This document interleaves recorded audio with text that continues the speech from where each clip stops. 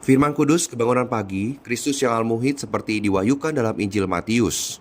Minggu keempat, Kristus sebagai pusat dari Allah Tritunggal yang telah melalui proses. Hari ketiga. Dasar Alkitab diambil dari kitab Yohanes pasal 7 ayat 39 dan Roma pasal 8 ayat 9. Saudara yang terkasih, hari ketiga ini kita memasuki Romawi ketiga. Romawi ketiga ini menegaskan sebuah fakta kebenaran bahwa Kristus adalah pusat dari Allah Tritunggal yang telah melalui proses. Kristus yang adalah pusat ini harus menjadi pengalaman kita. Proses yang telah dilalui Allah Tritunggal adalah inkarnasi, kehidupan insani, penyalipan, kematian, kebangkitan, dan kenaikannya. Yohanes pasal 7 ayat 39 mengatakan yang dimaksudkannya ialah roh yang akan diterima oleh mereka yang percaya kepadanya. Sebab roh itu belum datang karena Yesus belum dimuliakan. Sejak semula, roh Allah sudah ada. Tetapi pada saat Tuhan mengucapkan perkataan ini, roh itu, yaitu roh Kristus, roh Yesus Kristus, belum ada. Karena Tuhan belum dimuliakan. Yesus mendapatkan mulia ketika dia bangkit. Ketika dia bangkit, roh Allah menjadikan roh Yesus Kristus yang telah berinkarnasi, mati tersalib, dan bangkit. Pada malam hari kebangkitannya, Kristus telah menghembuskan roh ini ke dalam murid-muridnya.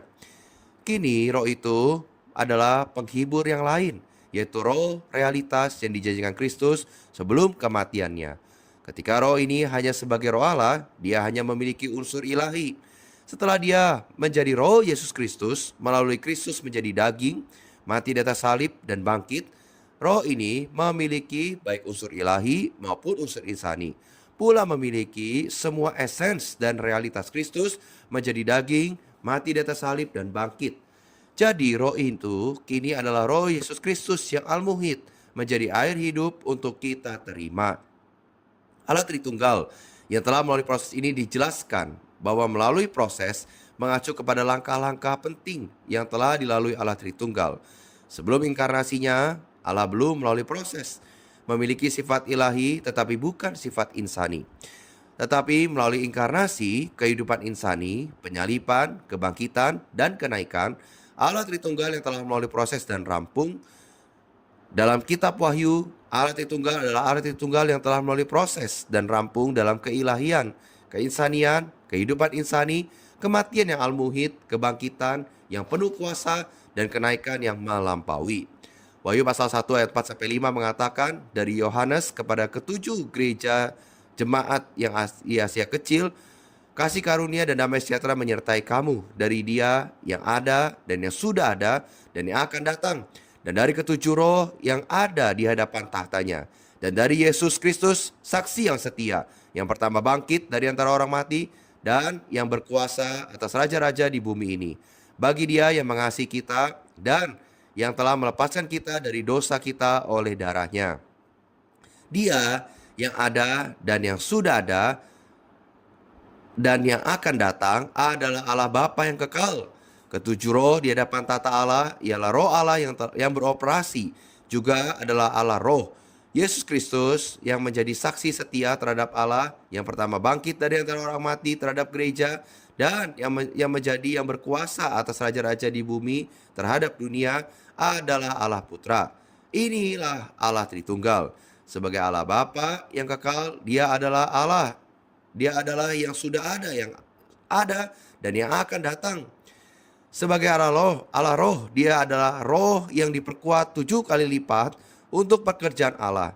Sebagai Allah Putra, Dia adalah saksi Allah, kesaksian Allah, ekspresi Allah. Yang pertama bangkit dari antara orang mati bagi gereja, ciptaan baru, yang berkuasa atas raja-raja di bumi bagi dunia.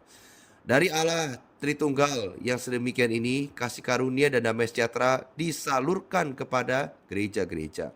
Dalam penerapannya, saudara-saudari, dalam Roma pasal 8 ayat 9 mengatakan, tetapi kamu tidak hidup di dalam daging, melainkan dalam roh. Jika memang roh Allah diam di dalam kamu, tetapi jika orang tidak memiliki roh Kristus, ia bukan milik Kristus.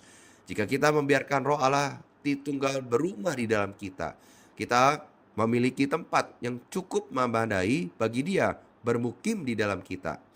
Maka dalam pengalaman kita akan berada di dalam roh dan tidak lagi berada di dalam daging. Jika demikian, Dia sang roh akan meluas dari roh kita ke dalam jiwa kita. Ia diwakili oleh pikiran kita dan akhirnya akan memberikan hayat kepada tubuh kita yang fana. Ini memperlihatkan bahwa apakah kita milik Kristus tergantung pada rohnya. Jika kita tidak ada roh Kristus, atau jika Kristus bukan roh, kita tidak akan dapat menjadi satu dengan Dia dan menjadi miliknya. Namun Kristus adalah roh itu, dan Dia ada di dalam roh kita dan menjadi satu roh dengan kita. Karena itu, saudara-saudari, apakah kita masih mau terus tinggal di dalam daging kita hari demi hari, atau kita menjadikan Kristus menjadi pengalaman kita, sehingga kita terus berada dan tinggal di dalam roh kita. Roh kita harus menjadi bagian yang terkuat di dalam kehidupan kita. Mari kita senantiasa melatih roh kita. Jamah dia dalam roh setiap hari, setiap saat, setiap waktu. Amin. Mari kita berdoa. Tuhan Yesus, terima kasih Tuhan, Engkau telah melewati semua proses.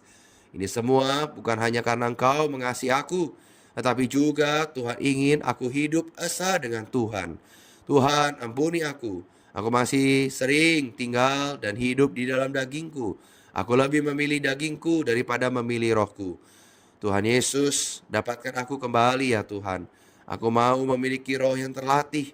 Kapanpun aku mau berlatih berkontak dengan Tuhan. Jamah Tuhan di dalam rohku. Amin. Demikian Voice Note Kudus Kebangunan Pagi. Tuhan Yesus memberkati.